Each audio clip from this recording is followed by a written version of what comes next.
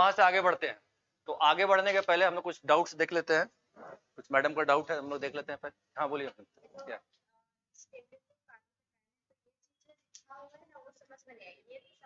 चलिए ठीक है। तो स्टेबिलिटी जो एप्लीकेशन ऑफ इंडक्टिव इफेक्ट जो हम लोग पढ़ रहे थे, तो पहला उसका एप्लीकेशन था हम लोग का क्या था, हम लोग इंडक्टिव इफेक्ट से किसी भी कार्बोकेटाइन का और कार्बेनाइन का स्टेबिलिटी चेक कर सकते हैं, बताया था ना ये चीज। तो हम लोग क्या बोले थे उसमें, stability is directly proportional to, carbocation का हम पढ़ रहे हैं, किसका, कार्बोकेटाइन का। Stability is directly proportional to plus I effect और inversely proportional to minus I effect. चलिए इसको एक्सप्लेन करते हैं, एक एग्जांपल से एक्सप्लेन करते हैं हम लोग। ठीक है, मान लीजिए ये ऐसे है, ठीक है, और एक दूसरा है CH, यहां फ्लोरीन लगा दिए हम और यहाँ पे CH2 कर दिए।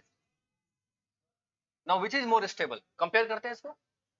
ठीक, आप देखिए ये इलेक्ट्रॉन डोनेटिंग ग्रुप है, इलेक्ट्रॉन डोनेटिंग ग्रुप मतलब plus I effect, plus I effect से पॉजिटिव चार्ज कैंसिल आउट हो जाएगा, तो स्टेबिलिटी आएगा ना, स्टेबिलिटी आएगा। चलिए अभी देखिए, तो यहाँ पे फ्लोरीन लगा हुआ है, माइनस आई इफेक्ट शो करेगा, ये माइनस आई इफेक्ट, तो ये पॉजिटिव चार्ज क्या होगा, बढ़ जाएगा। और तो जैसे जैसे चार्ज बढ़ता है किसी मॉलिक्यूल पर, या तो वो पॉजिटिव हो या तो नेगेटिव हो, मॉलिक्यूल अनस्टेबल हो जाता है, बताए थे ना हम। तो पॉजिटिव चार्ज का मैग्नीट्यूड क्या होगा, यहाँ पे ये इलेक्ट्रॉन खींच रहा है, पहले ही ये पॉजिटिव है और पॉजिटिव हो जाएगा, पॉजिटिव और ज्यादा हो जाएगा, ये हम बोल रहे हैं। अच्छा इलेक्ट्रॉन खींच रहा है ना इधर से, और इलेक्ट्रॉन का कमी तो पहले से ही है, पॉजिटिव चार्ज है और इलेक्ट्रॉन खींच रहे हैं हम, तो पॉजिटिव चार्ज का मैग्नीट्यूड क्या होगा, यहाँ पे बढ़ जाएगा। तो जितना ज्यादा पॉजिटिव चार्ज उतना अनस्टेबल, तो माइनस आई इफेक्ट से क्या हो रहा है, स्टेबिलिटी घट जा रहा है, इनवर्सली प्रोपोर्शनल, देख रहे हैं। और प्लस आई इफेक्ट से स्टेबिलिटी क्या हो रहा है, बढ़ जा रहा है। बस यही कॉन्सेप्ट था यहाँ पे, क्लियर। चलिए आगे बढ़ते हैं, कुछ क्वेश्चन बनाते हैं हम लोग, एक दो सिंपल सिंपल क्वेश्चन देखते हैं, जो लास्ट क्लास में हम लोग देखे थे वो देख लेते हैं हम लोग, है ना। तो ये वाला देखिएगा, क्योंकि हम आइसोमेरिज्म का कुछ कॉन्सेप्ट तो दे ही चुके हैं, और बेसिक चीज आप लोग जो जानते ही होंगे, सिस और ट्रांस तो जानते हैं ना आप लोग, सिस ट्रांस तो जानते हैं ना, सिस दोनों एक तरफ, ट्रांस ऑपोजिट साइड में।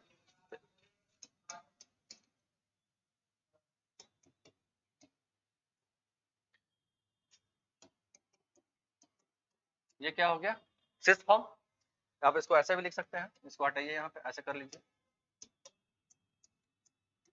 This is cis form and this is trans form.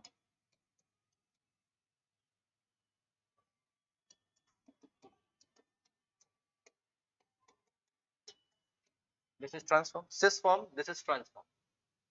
Which is more acidic? लगाइए बुद्धि, ये एक्सेप्शनल क्वेश्चन दिखा रहे हैं आप लोग को। Which is more acidic? Acidic कैसे कंपेयर करते हैं, कितना आसानी से H+ रिलीज कर दे वो, और रिलीज करने के बाद उसका जो कॉन्जुगेट बेस बनता है वो स्टेबल होना चाहिए। कॉन्सेप्ट दिखाए थे ना आप लोगों को, कॉन्जुगेट बेस कितना स्टेबल होता है, बोलिए। यहाँ पे इसका पहला दिन से हम बोल दिए मेरिट लिस्ट में आएंगे, ये पहला दिन से कॉन्सेप्ट बड़ा चलता है इनका, है ना, और ट्रैक पे रहता है कॉन्सेप्ट। देखिए यहाँ पे क्या होगा, यहाँ लोन पेयर और यहाँ हाइड्रोजन बॉन्ड, तो हाइड्रोजन बॉन्ड पकड़ लेगा यहाँ से। अच्छा ये पकड़ लेगा इस हाइड्रोजन को, हाइड्रोजन रिलीज होगा, अरे इसको पकड़ लिया, इसको छूटेगा वहां से हाइड्रोजन, हाइड्रोजन बॉन्ड बन जा रहा है यहाँ पे। हाइड्रोजन बॉन्ड किसके किसके बीच बनता है मालूम है ना, फोन, फोन याद है, FON, phone, chlorine oxygen nitrogen with समझ में आ गया, ये हाइड्रोजन बॉन्ड होता है। तो यहाँ पे ऑक्सीजन है, देखिए ऑक्सीजन है ना वहां, किसके साथ, तो अगर अड़ोस पड़ोस में है तो बॉन्ड बना लेगा। अच्छा ये बॉन्ड बना लेगा तो हाइड्रोजन रिलीज होने देगा इसको, अच्छा हाइड्रोजन रिलीज होगा ही नहीं, तो एसिडिक स्ट्रेंथ क्या हो गया इसका, कम ना हो गया, निकल ही नहीं रहा हाइड्रोजन, फंस गया वहां पे जाकर। समझ में आ रहा है क्या बोल रहे हैं, लेकिन यहाँ पे हाइड्रोजन बनेगा, यहाँ तो दूर दूर रहा है, तो this is more acidic than, यहाँ पे लिख लीजिए less acidic due to intramolecular hydrogen bond, intramolecular hydrogen bond. Concept clear हुआ कि नहीं बताइए आप लोग को? अब मुझे लिए बोल रहे हैं अभी तो बेसिक चीज पढ़ा रहे हैं, थोड़ा एडवांस में जाएंगे ना तो दिमाग घूमने लग जाएगा आप लोग का। तो जो भी है आपके फ्रेंड्स जो एब्सेंट हो रहे हैं उसको एकदम रेगुलर कर दीजिए।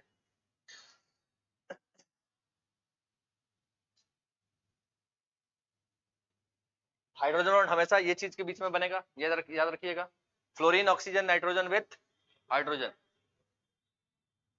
ना हाइड्रोजन बॉन्ड का थोड़ा सा और कॉन्सेप्ट दिखा देते हैं आप लोग को, थोड़ा सा और कॉन्सेप्ट दिखाते हैं हाइड्रोजन बॉन्ड का। केमिकल बॉन्ड सिलेबस में है ना आप लोग का, है ना? उसको हम इसलिए नहीं पकड़े ना, थोड़ा हल्का टॉपिक था इसलिए नहीं पकड़े उसको, लेकिन उसको भी पढ़ाना बड़ा जरूरी है। केमिकल बॉन्ड का कॉन्सेप्ट सारा जगह इस्तेमाल हो जाता है।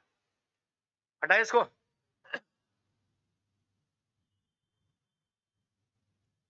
इंट्रामोलिकुलर क्यों बोल रहे हैं हम इसको? एक मॉलिक्यूल के अंदर ही हो रहा है ना? अभी दिखाते हैं इंटरमोलिकुलर हाइड्रोजन बॉन्ड, दिखाते हैं आप लोग को।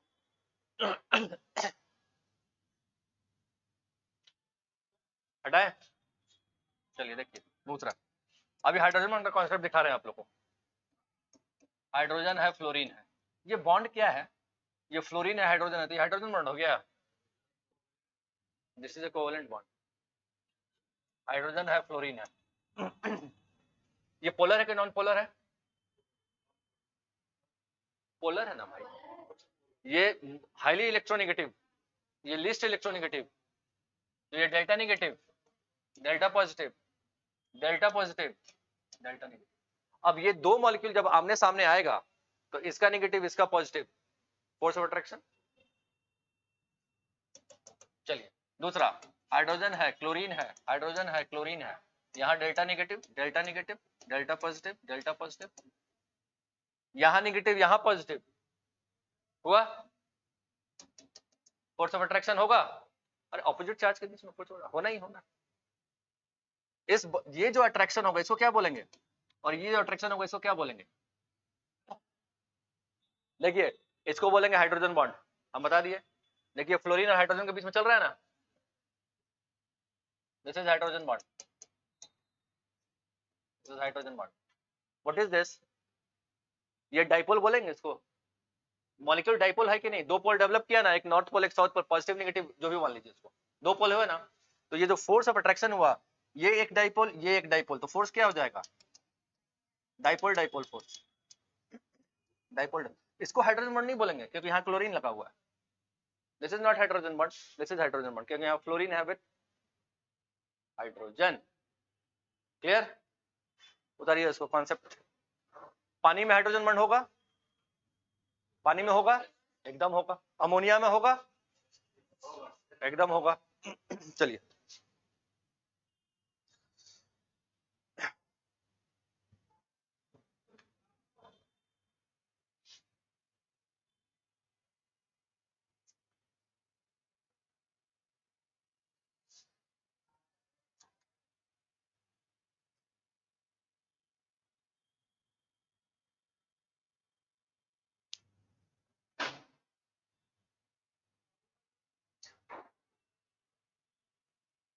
अब देखिए इसके पहले जो स्ट्रक्चर बनाए थे हम लोग, जहां पे इंट्रामोलिकुलर हाइड्रोजन बॉन्ड बना था ना, उस कंपाउंड का नाम लिखिए तो मैलिक एसिड है। पोलर है भाई,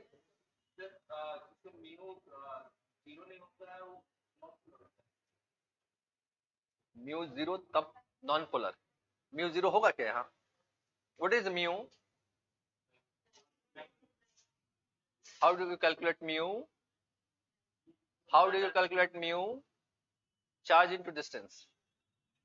तो चार्ज तो डेवलप किया है, चार्ज का कुछ तो मैग्नीट्यूड होगा ना, यहाँ पे जीरो हो गया क्या? पॉजिटिव नेगेटिव दिख रहा है ना, कुछ तो पॉजिटिव, बॉन्ड लेंथ दिख रहा है ना आपको, तो जीरो कैसे हो जाएगा ये? देखिए अगर डाइपोल मोमेंट जीरो हो गया, नॉन पोलर, ये तो पोलर है तो बोल तो रहे हैं।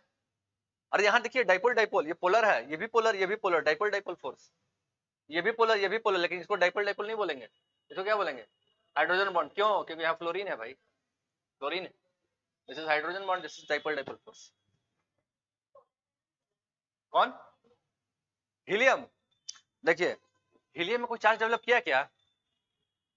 वो तो इंडिविजुअल मॉलिक्यूल है, एटम है। Helium is a noble gas, molecule बनाएगा क्या?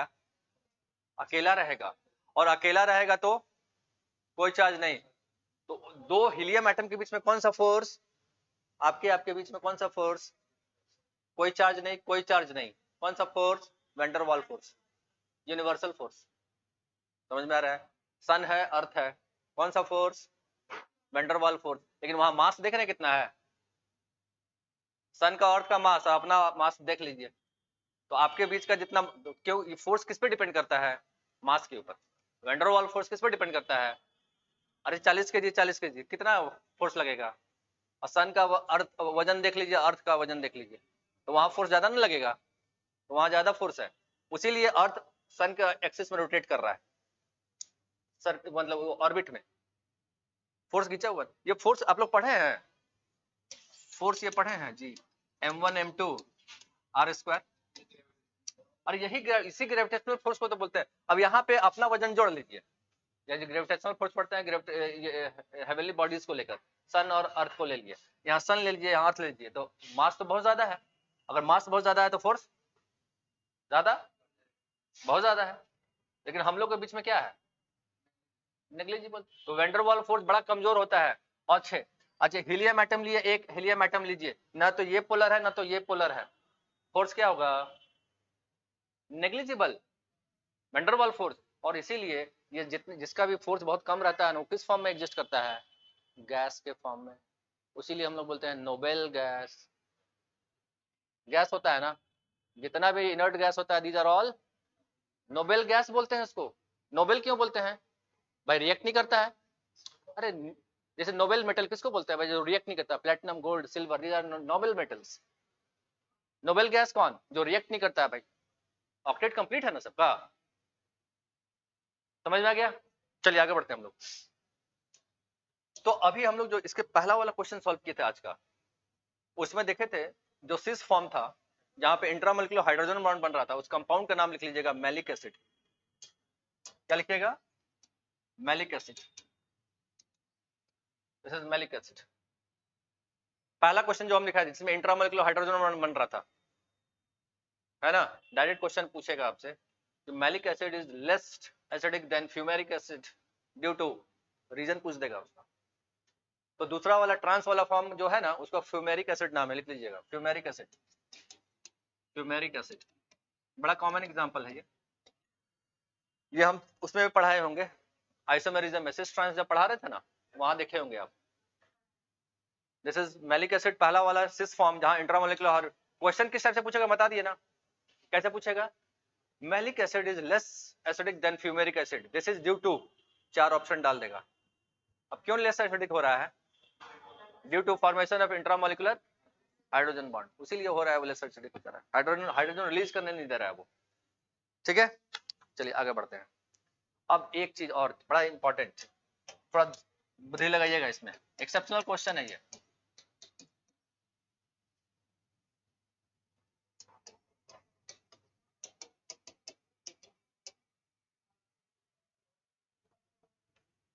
Which is more acidic? ये जानते हैं ये क्या है? What is this? Formic acid, very good. Formic acid कहाँ होता है? फॉर्मिक एसिड लाल चीटी काटा है आपको कभी?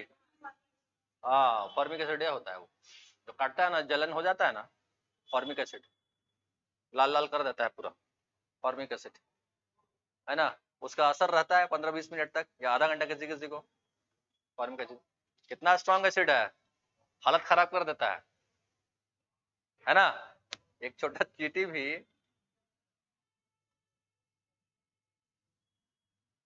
बताइए विच इज मोर एसिडिक?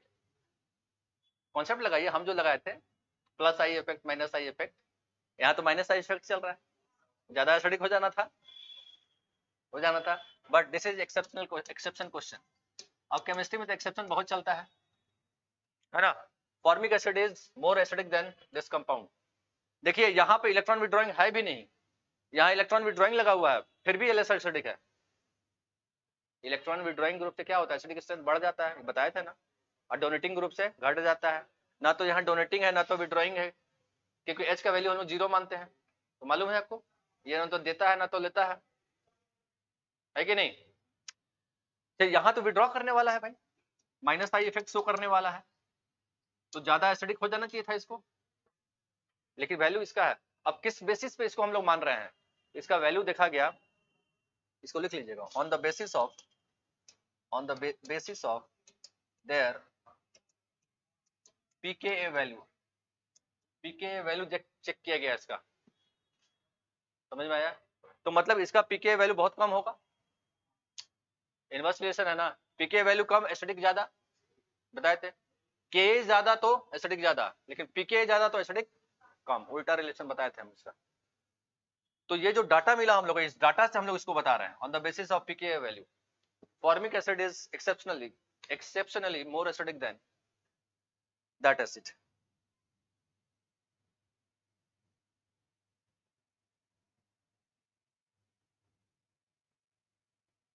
चार पांच क्लास और ऑर्गेनिक का हो जाएगा ना, तब क्वेश्चन बनाने में बहुत मजा आएगा, एडवांस क्वेश्चन जो बनाएंगे ना हम लोग तब। Dissociation constant of acid, what is dissociation constant of acid, ये भी समझ लीजिए आप। चलिए हम बता ही देते हैं कि इक्विलिब्रियम पढ़ना नहीं है आपको। देखिए CH3COOH, ठीक है, ये खाते हैं ना भाई, ये खाते हैं, चाउमीन में खाते हैं, विनेगर खाते हैं, acidic acid, that is a weak acid, है ना। तो ये जब टूटेगा तो कैसे टूटेगा, CH3CO minus plus H plus, ठीक है। Now what is dissociation constant of acid, टूटने के बाद concentration of product divided by concentration of reactant. तो कॉन्सेंट्रेशन ऑफ प्रोडक्ट क्या हुआ, ये कॉन्सेंट्रेशन ऑफ प्रोडक्ट क्या हुआ, रिएक्टेंट क्या हुआ, ये हुआ। अब देखिए, अगर इसका मात्रा, इस दोनों का मात्रा मतलब टूटा ज्यादा, इसका मात्रा ज्यादा तो इसका वैल्यू ज्यादा, क्योंकि ये अगर ज्यादा टूट गया, इसका वैल्यू ज्यादा आ गया तो ये तो अपने आप कम हो जाएगा, क्योंकि जितना ज्यादा टूटेगा ये कम होता चला जाएगा, होगा कि नहीं बताइए।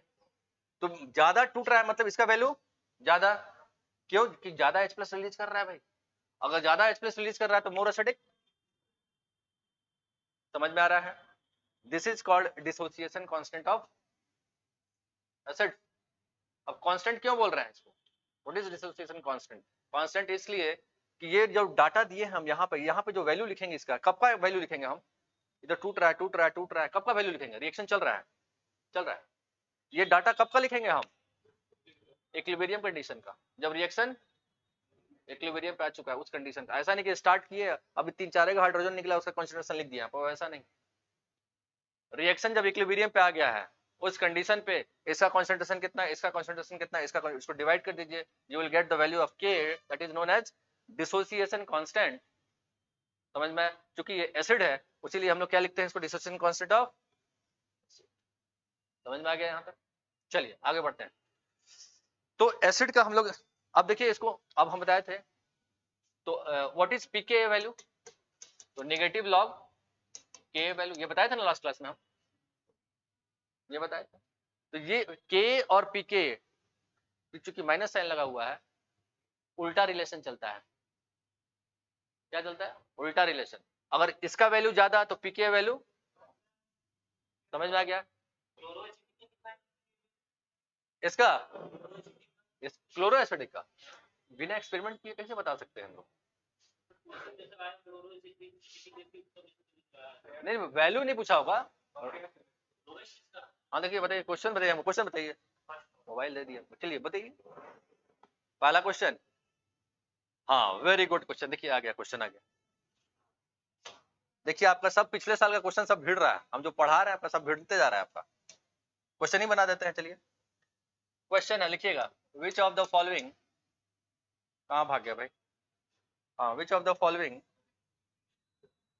Has lowest pKa value, pKa value, lowest pKa value का मतलब क्या, मोस्ट एसिडिक, सबसे ज्यादा एसिडिक, ये क्वेश्चन है हमको। चलिए लिखते हैं हम लोग। तो पहला ऑप्शन है क्लोरो एसिडिक, सबका स्ट्रक्चर बनाएंगे तब लिखेंगे। अभी जो फोटो बनाया था ना हम, वो क्लोरो एसिडिक एसिड का ही था, लिखे थे ना, फॉर्मिक क्लोरो एसिडिक एसिड था वो। B tri chloro acidic acid, tri chloro acidic acid, acetic acid, acetic acid.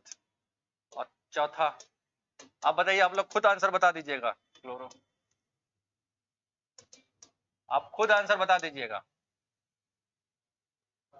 अरे तीन तीन को क्लोरीन लगा हुआ है, इलेक्ट्रॉन विड्रॉइंग तीन तीन लगा हुआ है, समझ में आ रहा है?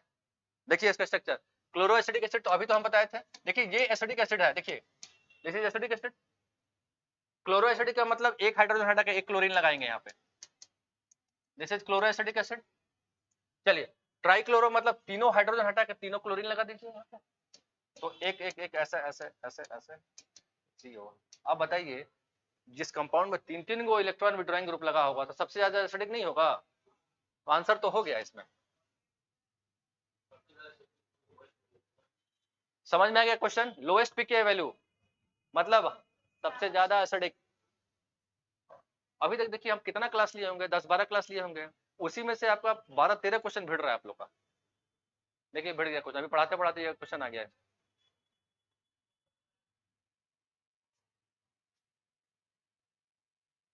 आगे बढ़े, हो गया, छाप लीजिएगा। नेक्स्ट, अब हम लोग पढ़ते हैं एसिडिक स्ट्रेंथ का कहानी खत्म। तो एसिडिक स्ट्रेंथ का हम लोग समराइज करते हैं, है ना?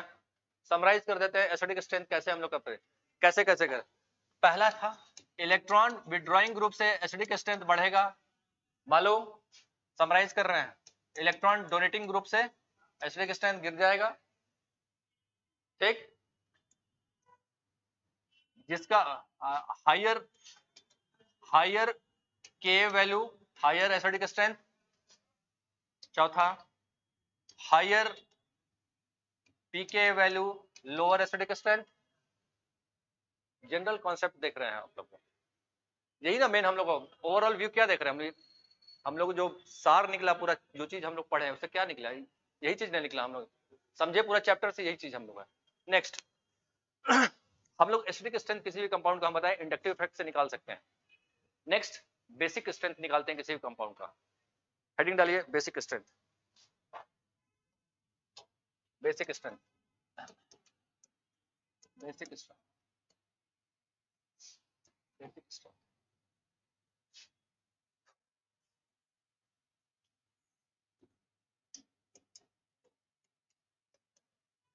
बेसिक स्ट्रेंथ, कोई भी कंपाउंड का बेसिक स्ट्रेंथ कैसे हम लोग नापेंगे? एसिडिक का तो नापते थे, कितना आसानी से H+ दे देता है।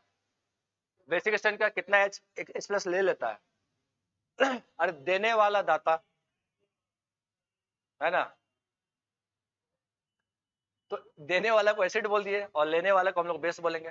क्या चीज लेने वाला? H+। आप दे रहे हैं, आप एसिड हो गए, हम ले रहे हैं, हम बेस हो गए, है ना? तो बेस किसको बोलेंगे? जो H+ ले रहा है, बेसिक स्ट्रेंथ, ठीक है? या फिर जो OH- दे रहा है।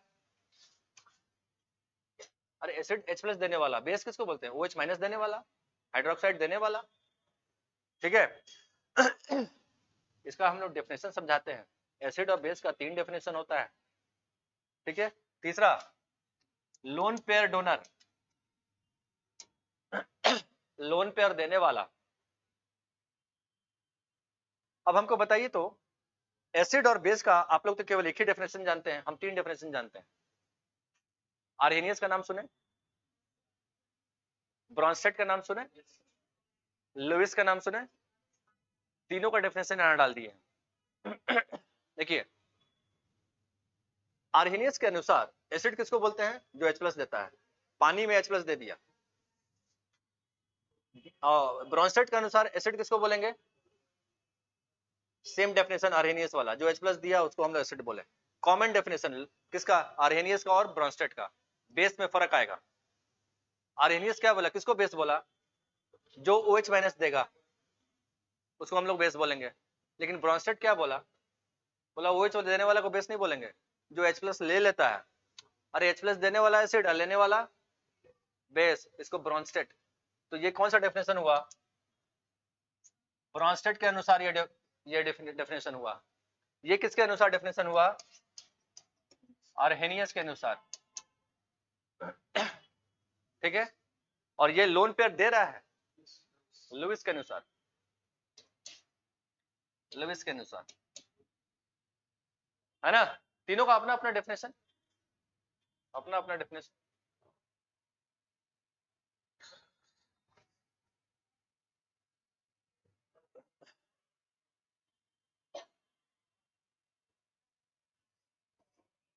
हो गया, हटाए।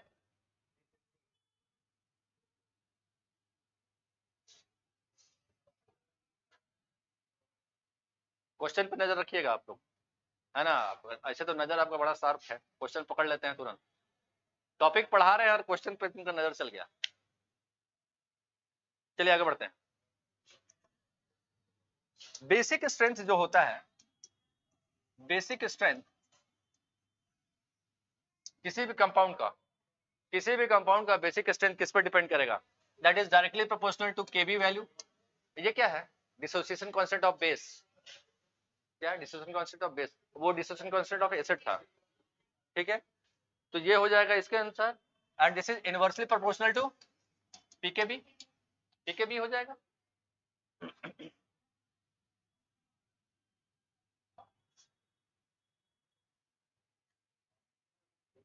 ठीक है, ये पहला था। दूसरा, basic strength, basic strength, basic strength is inversely proportional to electronegativity।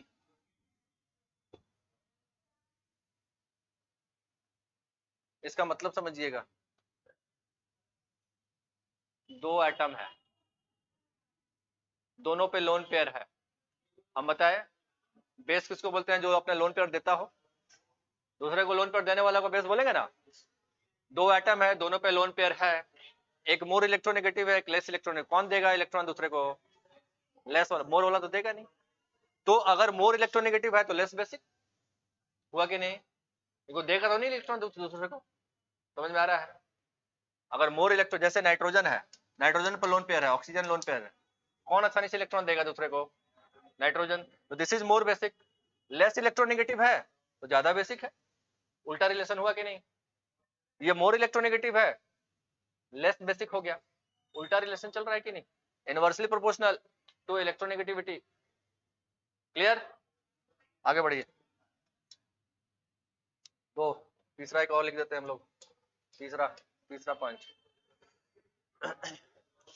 Basic strength, basic strength is inversely proportional to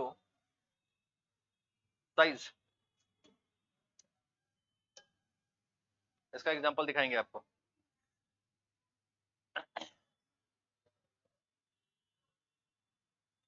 दिखाते हैं। F minus, Cl minus, Br minus, I minus, which is more most basic?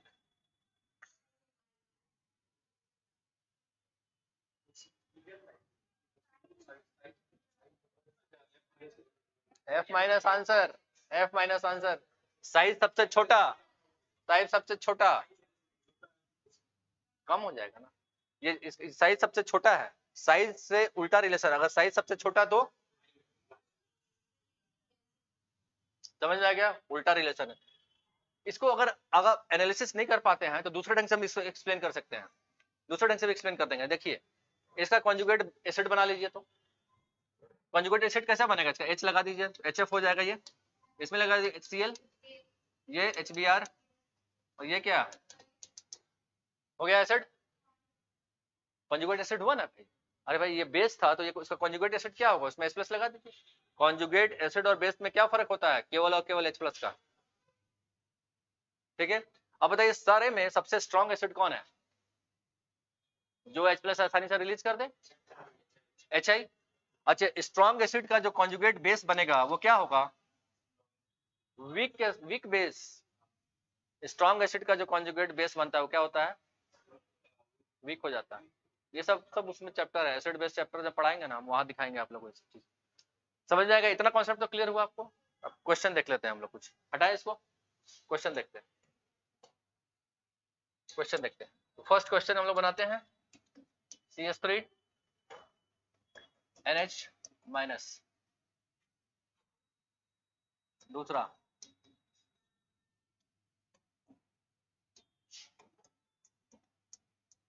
CH3 O minus 3 CH triple bond C minus,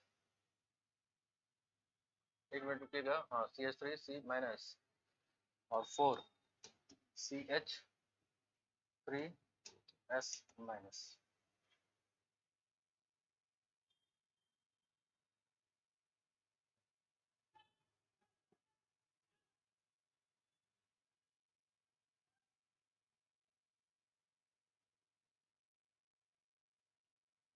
आप ऐसा कीजिए, इसको अभी छोड़ दीजिए क्योंकि आप लोग फंस जाइएगा यहाँ पे, थोड़ा एडवांस लेवल कॉन्सेप्ट है यहाँ पे, इस तीनों को कंपेयर कीजिए।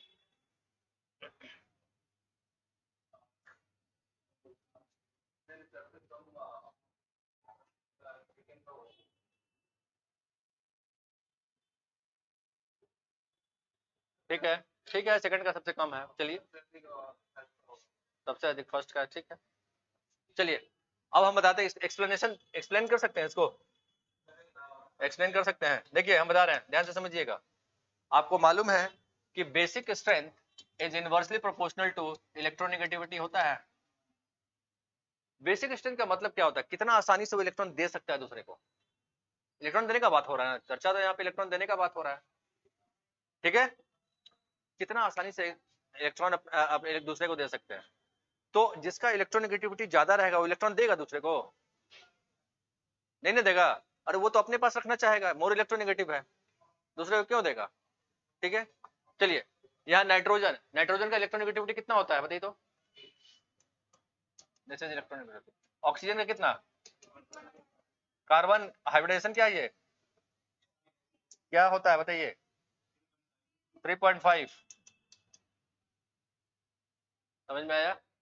लेकिन इस दोनों में जब कंपेयर करेंगे तो इसका वैल्यू ज्यादा माना जाता है। समझ में आया? इसीलिए लिस्ट बेसिक हो जाएगा ये, लिस्ट बेसिक, और सबसे ज्यादा बेसिक ऑर्डर क्या हो जाएगा? 1 3 बेसिक स्ट्रेंथ इंक्रीजेस। समझ में आया तो बोलिएगा।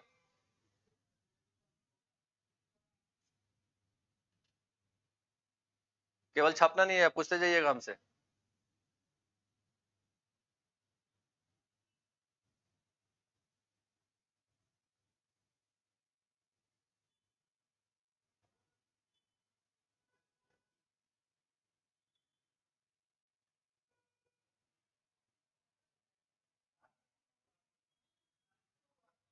नेक्स्ट हटाए,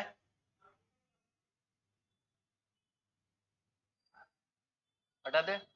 चलिए अब हम लिखवाते हैं कुछ कुछ एलिमेंट का इलेक्ट्रोनेगेटिविटी का वैल्यू, जो बार बार कहीं ना कहीं इस्तेमाल हो जाएगा, है ना, बार बार इस्तेमाल होगा। तो लिखिए electronegativity of certain electronegativity of certain elements, certain element, electronegativity of certain elements. Hydrogen का कितना? 2.1। कार्बन कितना? sp3, कार्बन sp3 कितना? 2.5। नाइट्रोजन 3, क्लोरीन का भी 3।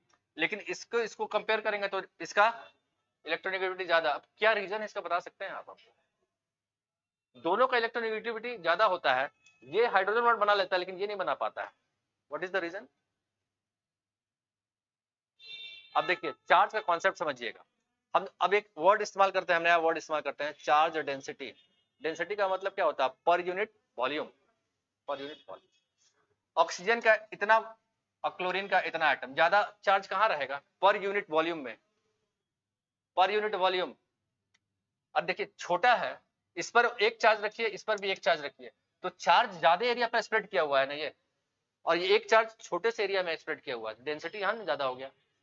समझ में आ रहा है क्या बोल रहे हैं हम?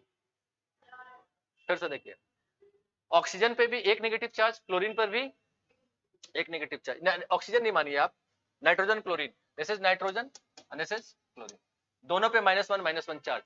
लेकिन नाइट्रोजन हाइड्रोजन बनाता है, क्लोरीन नहीं बना सकता है ना। अब इसका रीजन समझिए। आप जानते हैं थर्ड पीरियड एलिमेंट है, कितना ऑर्बिट बनता है इसका? 3 को बनता है। इसका कितना ऑर्बिट बनता है? अब ये छोटा साइज है, और छोटा साइज पे एक चार्ज है, और बड़ा साइज पे एक चार्ज है। डेंसिटी ज्यादा किसमें? नाइट्रोजन में ना। छोटे वॉल्यूम में ज्यादा चार्ज आ रहा है, समझ में आया? तो ये दोनों का इलेक्ट्रोनेगेटिविटी भले ही सेम हो, लेकिन ज्यादा पावर किसके पास? समझ में आया? डेंसिटी का बात होता है यहाँ पे, ठीक है। चलिए बताते हैं।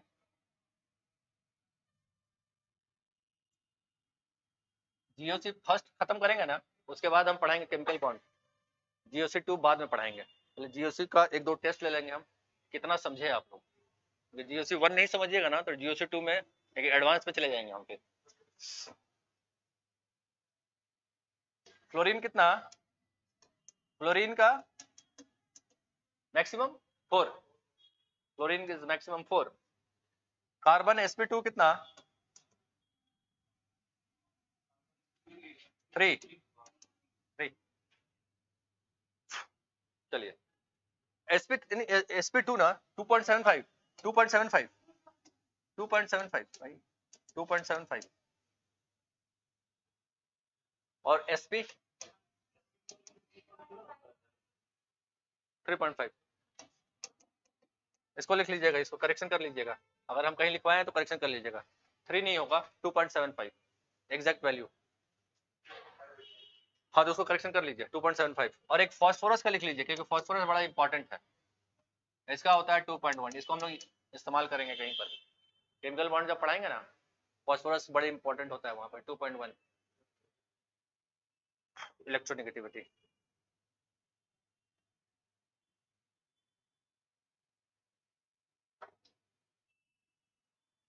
हो गया?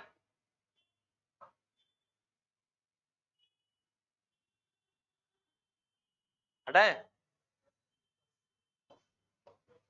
नेक्स्ट क्वेश्चन बनाइएगा।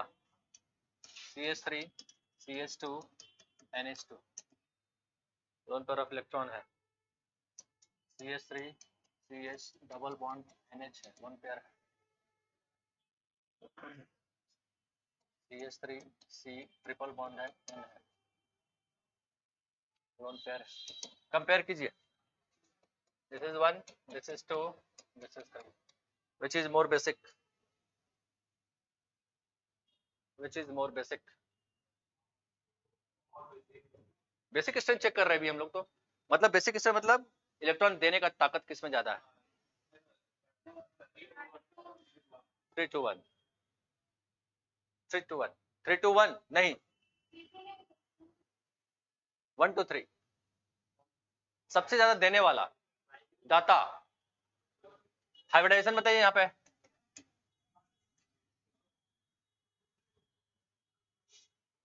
हाइब्रिडाइजेशन पे नाइट्रोजन का क्या है? ये कैसे निकालते हैं hybridisation? Sigma bond plus lone pair, कितना बॉन्ड बनाया? 2 यहाँ, 1 यहाँ, 3 और 1 लोन पेयर 4। यहाँ देखिए, एक बॉन्ड इधर, एक बॉन्ड इधर, और एक पाई बॉन्ड को नहीं लेते हैं हम लोग हाइब्रिडेशन में। Pi bond not considered, only sigma bond. एक सिग्मा यहाँ, एक इधर, 2 और 1 3। sp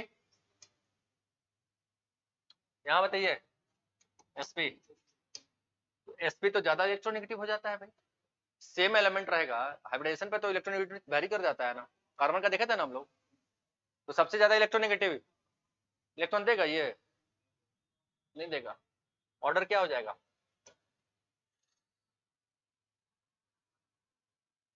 क्लियर हो रहा है?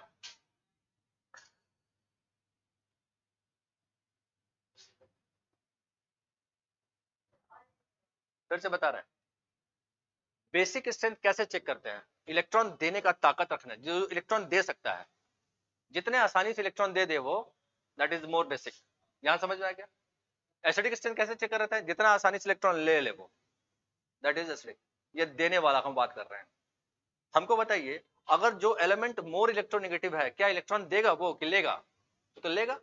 ज्यादा ताकतवर है, मोर इलेक्ट्रोनेगेटिव है, वो तो इलेक्ट्रॉन दूसरे से ले लेगा ना, है कि नहीं? अच्छा, इस तीनों में नाइट्रोजन ही है ना एटम तो, लेकिन इस तीनों नाइट्रोजन का हाइब्रिडाइजेशन अलग अलग है। आपको मालूम है यहाँ पे sp3 नाइट्रोजन है, यहाँ sp2। समझ में आया? जैसे जैसे हाइब्रिडाइजेशन चेंज करता है, सेम एलिमेंट का इलेक्ट्रोनेगेटिविटी वेरी कर जाता है। कार्बन का लिखवाया था ना अभी, देखे तो कार्बन का sp वाला सबसे ज्यादा इलेक्ट्रोनेगेटिव था, देख लीजिए। तो नाइट्रोजन का सबसे ज्यादा इलेक्ट्रोनेगेटिव हो, सबसे ज्यादा हो कि नहीं? अच्छा, सबसे ज्यादा इलेक्ट्रोनेगेटिव है तो क्या इलेक्ट्रॉन देगा? ये देगा तो नहीं। जो इलेक्ट्रॉन नहीं देगा तो वीक बेस ना हो गया। जो आसानी से दे दे मोर, तो ये आसानी से देगा, तो दिस इज मोर बेसिक। समझ में आ गया? Next question, next question.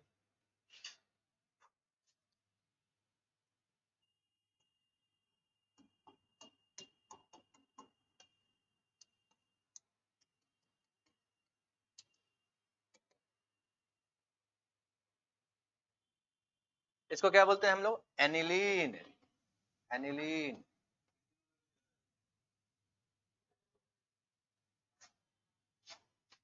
बोलिए, और कोई बोलिए।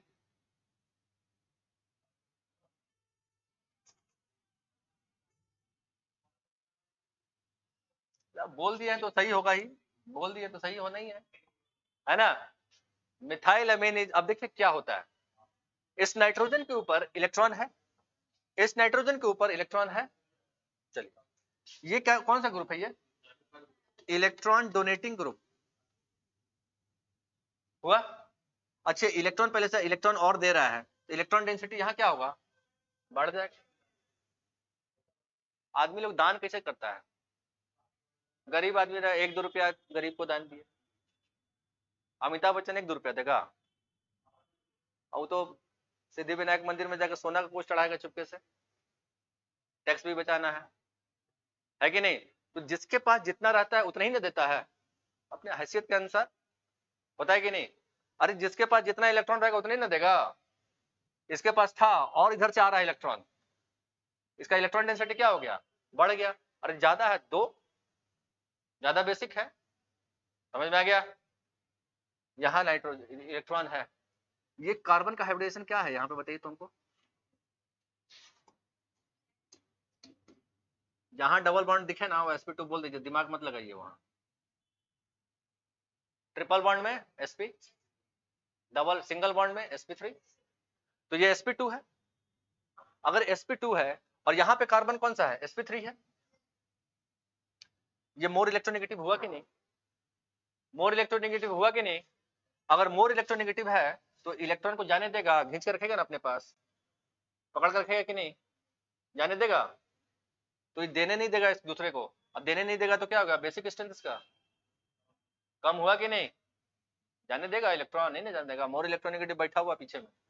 हम दूसरे ढंग से भी एक्सप्लेन कर सकते हैं इसको, रेजोनेंस का कॉन्सेप्ट से। आप देखिएगा, ये रेजोनेंस के चलते इलेक्ट्रॉन इधर चल जाता है, बेंजीन रिंग के अंदर घुस जाएगा वो, और इलेक्ट्रॉन अगर इधर चला गया तो इसके पास रहेगा क्या? है ना? इसके पास नहीं रहेगा तो देगा क्या?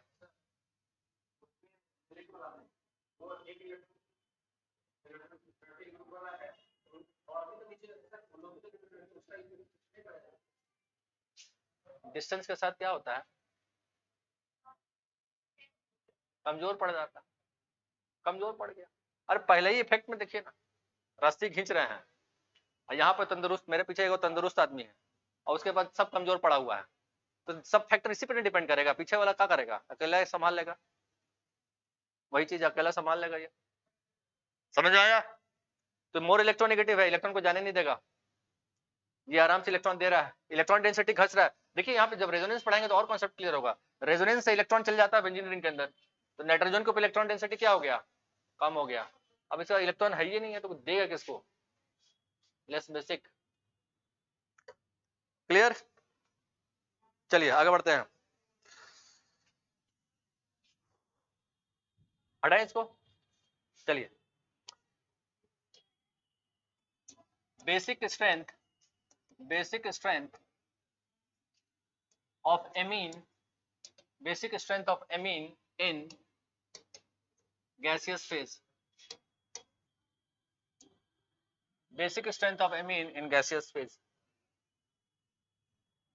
Basic strength of amines in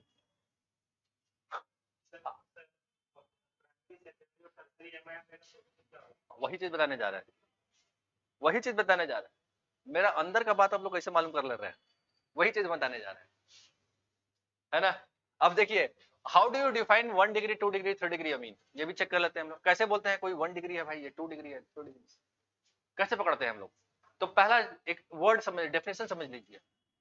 amines are the derivatives of ammonia. Amines are the derivatives of ammonia. इसका मतलब समझिएगा, अमोनिया क्या होता है, NH3, this is ammonia. Hydrogen hydrogen hydrogen, यहाँ पे एक lone pair. 1 degree 2 degree 3 degree कैसे होता है, देखिए, एक हाइड्रोजन को हटा दीजिए यहाँ से और उसके जगह पे क्या लगा दीजिए, CH3 ग्रुप लगा दीजिए। ये कितना डिग्री हो गया, 1 डिग्री। क्योंकि ये एमीन कैसे बता, this is the derivative of ammonia. ये अमोनिया से ना बना है, केवल हाइड्रोजन एक हट के वहां पे मिथाइल ग्रुप लग गया है। तो एक मिथाइल ग्रुप लगा 1 डिग्री, यहां लगा दीजिएगा 2 डिग्री, यहां लगा दीजिएगा। समझ में आ गया, ये स्टेटमेंट बड़ा जरूरी होता है। Amines are the derivatives of ammonia.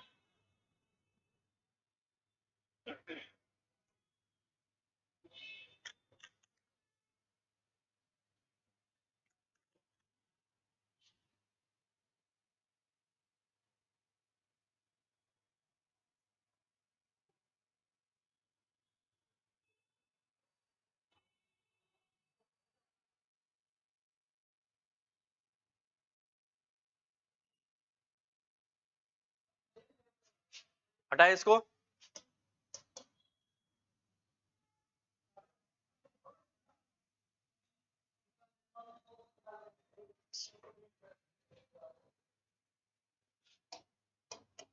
चलिए, NH3 CH3 NH2 CH3 NH CH3 CH3 N CH3 CH3। Basic strength का ऑर्डर निकालिए। वेरी गुड, 3 होता है। व्हाट इज द रीजन, ये इलेक्ट्रॉन डोनेटिंग ग्रुप 3 तरफ से है, प्लस आई इफेक्ट कितने तरफ से चल रहा है, 3 तरफ से।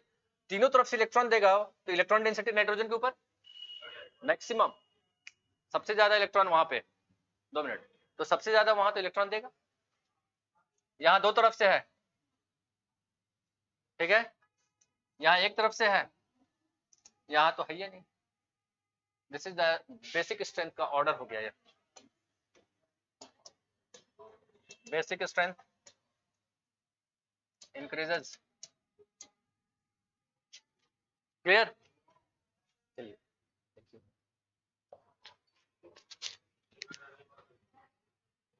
हेलो, तुमका घर में क्या, सूट में आ रहे हैं, हाँ आ रहे हैं। नहीं नहीं, हमारे 5 मिनट वेट,